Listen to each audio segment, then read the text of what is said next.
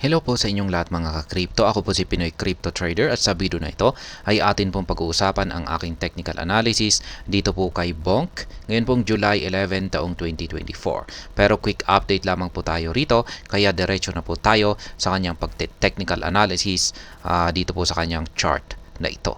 At ayan, mapapansin po natin na itong si Bonk ay nakaranas po ng breakout sa kanyang triangle pattern dito na binubuo ng dalawang kulay puti na linya. Isa po itong bullish breakout sapagkat dito po siya sa kanyang upper portion nakaranas ng breakout. At maliban po dyan ay maganda po yung ipinapakita ng ating dalawang indicators na signal kung saan ang ating Hall Street indicator ay ayan po nagbago na po ng kulay green at habang humahaba ay lumalaki po yung pangangatawan nito. Ibig pong sabihin ay mas lalong tumitindi ang pwersa ng mga bulls para itulak ng paangat ang market price nitong si Bonk. At ganun din po yung ating QQE mode indicator dito. Maganda po yung kanyang binubuong QQE bar formation.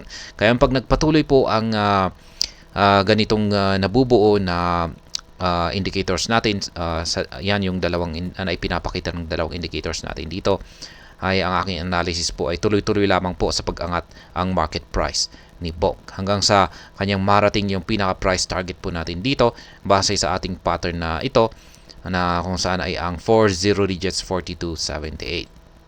Pero possible pong umabot po siya hanggang dito sa major resistance line natin dito sa itaas. Depende po sa kanyang bullish momentum. Kung meron po talaga siyang sapat na bullish momentum ay posibleng umabot po siya hanggang dito sa major resistance line natin. Ayan.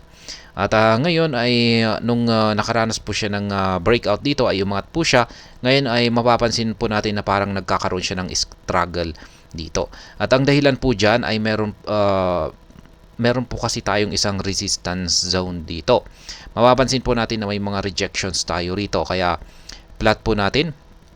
Lagyan po natin ng triangle at gawin po natin ito na isang resistance zone. Ayan po siya. At palitan po natin ng kulay. Gawin po natin kulay green. Ayan. Gawin po na rin natin yung kanyang background ng kulay green. Kaya ayan, isa po itong resistance zone at mapapansin po natin dito na itong mga June 7 ay nakaranas na rin po siya ng mga rejections dito. At nitong nakalipas po na July 2 ay nakaranas na rin siya ng rejection dito. At yung nung nakaranas ng breakout itong si Bonk ay ayan, nakaranas na rin po siya ng mga rejection hanggang sa kasalukuyan. Kaya isa po itong resistance zone at kung magagawa pong lampasan ni Bonk ang resistance zone na ito ay ayan, tuloy na po yung kanyang pag-angat sa presyo. Pero kung pag wala pa po siyang sapat na gaanong bullish na puwersa ay mauwi lamang po ito sa pagko-consolidate dito sa ilalim ng ating resistance zone na ito. Pero wag pong tayong mag-alala kasi sa kapag gaya ng aking sinabi kanina na kapag nagpatuloy po na ganito ang ipinapakita ng ating dalawang indicators dito ay malalampasan po niya ang resistance zone na ito at magpapatuloy po siya sa kanyang pag-angat sa presyo. Yan po ang aking technical analysis update sa araw na ito dito kay Bonk. At ayan po yung aking nananatiling mga live spot trading positions dito po kay Bonk kung saan ay meron po akong 4 na mga sell pending orders dito sa itaas na nakatapat po sa mga resistance line natin dito. Kaya yan yung mga presyo po na mga price level po na ito ay yan na rin po yung presyo kung saan nakaset yung aking mga sell pending orders. At ganun din po yung mga buy pending orders dito sa ibaba. Meron kung saan ay meron po akong dalawang nakaabang dito. Kaya yan, maaari po ninyong kopyahin yan.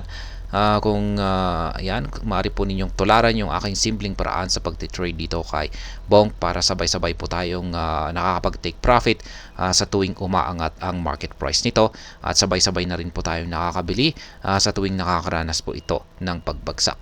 Sa mga bago lamang po dito ay check na lamang po ninyo ang description ng video na ito para malaman kung anong platform at mga indicators ang ginagamit ko dito. At hanggang dito na lamang po tayo sa video na ito mga ka-crypto. Marami pong salamat sa panunood. Ingat po tayo lagi at God bless po sa ating lahat.